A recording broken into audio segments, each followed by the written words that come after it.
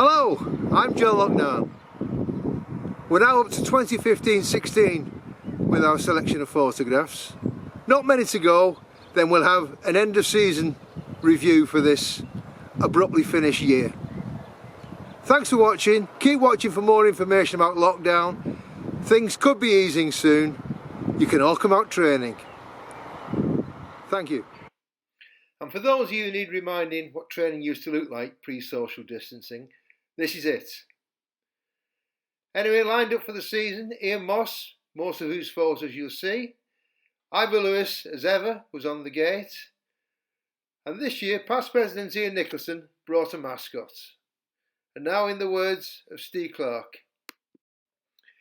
2015-16 saw Paul O'Connor chosen to be first team captain, while Charlie Morris was selected as the new president.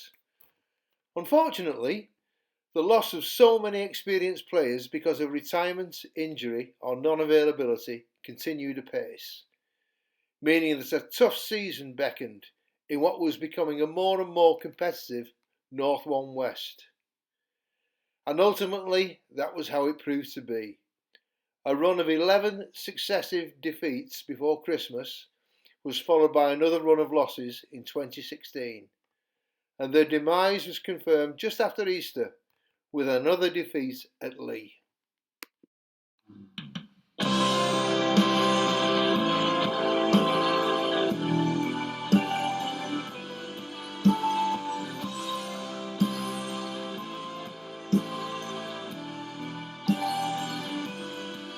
The elevator in the hotel lobby has a lazy door.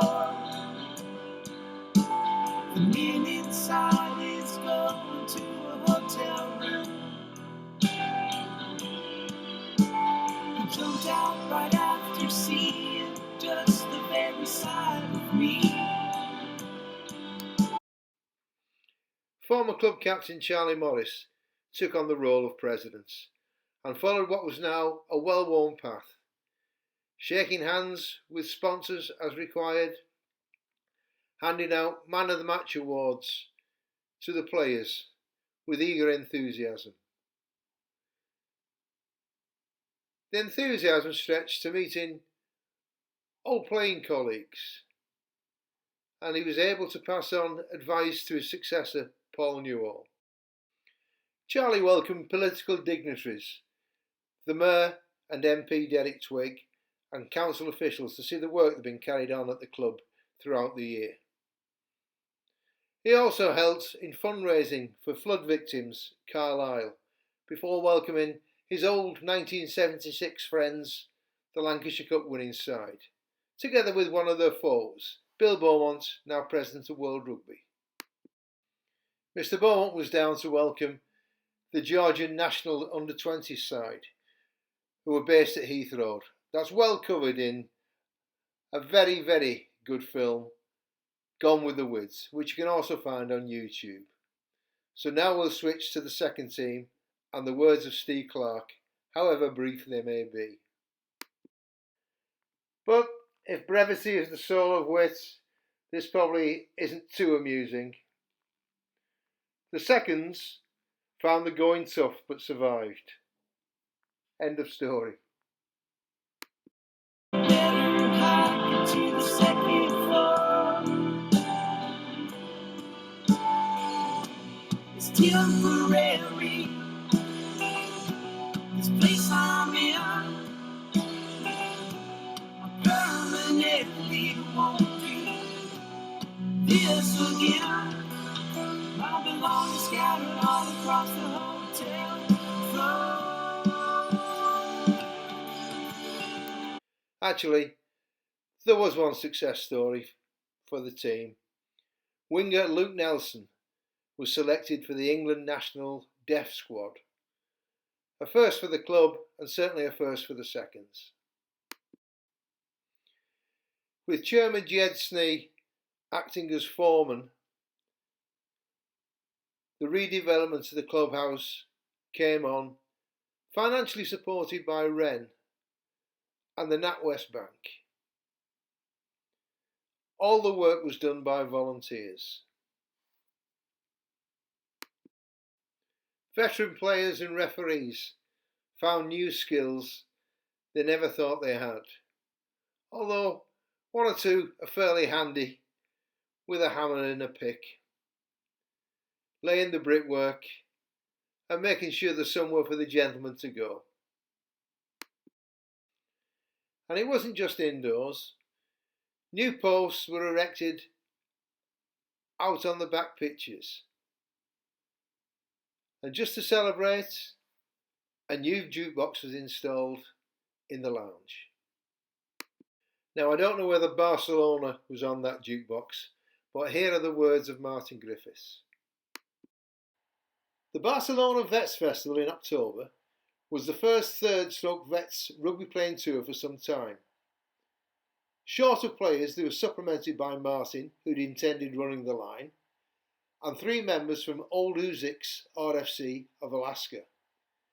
The scrums were uncontested, but the tackles certainly weren't. The team was beaten by 2 well-drilled French sides before drawing 10-10 with Behold from in Milan. At the time, England was still in with a chance of World Cup quarter-final qualification, but sadly that disappeared with defeat to Australia. A Widnes team has entered the festival every year since. So here's Steve Flynn at the quiz night in front of a sign for the annual general meeting. This year's main question, of course, is when will the AGM be? We don't know. But there is a certainty at the club. The strength of the juniors guarantees the future. Here's the under-15s on tour. Here are the then under-8s with the World Cup. The World Cup year, as with the Georgia visit, is well covered in the film Gone with the Wids, which you'll find elsewhere on YouTube.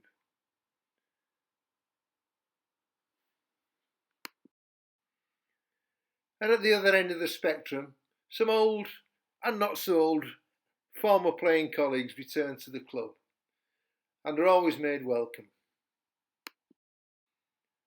Whether they're old school friends, family friends, or front row colleagues, we always have something at the Wids just to suit the occasion. One occasion with the Tyndall's charity games. A big turnout, a cast of thousands, with dancing girls. Whether it's appropriate these days to talk about dancing girls, we'll ask the referee.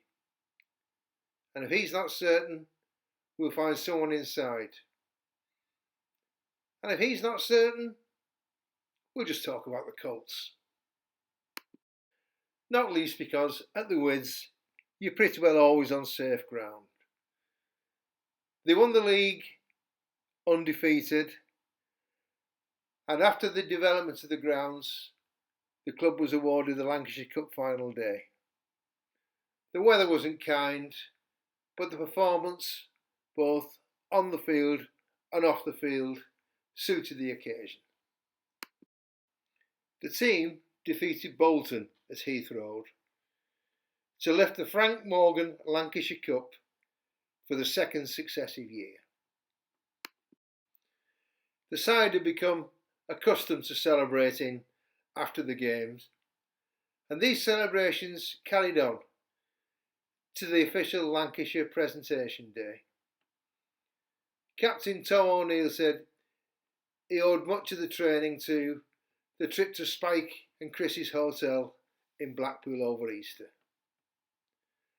And then we get to the club dinner. The trophy came out again. A rare picture of Tommy Ledson, who never really wants his photograph taken. Well, perhaps.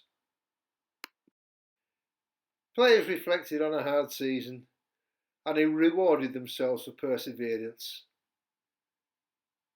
Visitors were raucous, and the guest speaker was double international John Devereux. who handed out prizes to Tom Griffiths, while Charlie Morris was on hand with Sharon Miller to pick up Club Person of the Year. Captain's evening followed, and I have absolutely no idea what these trophies are. Paul O'Connor's been dishing them out, and JP Favour had a separate one. Jill and Tom did a Barbra Streisand kneel down tribute act. And the final message, keep watching, keep reading.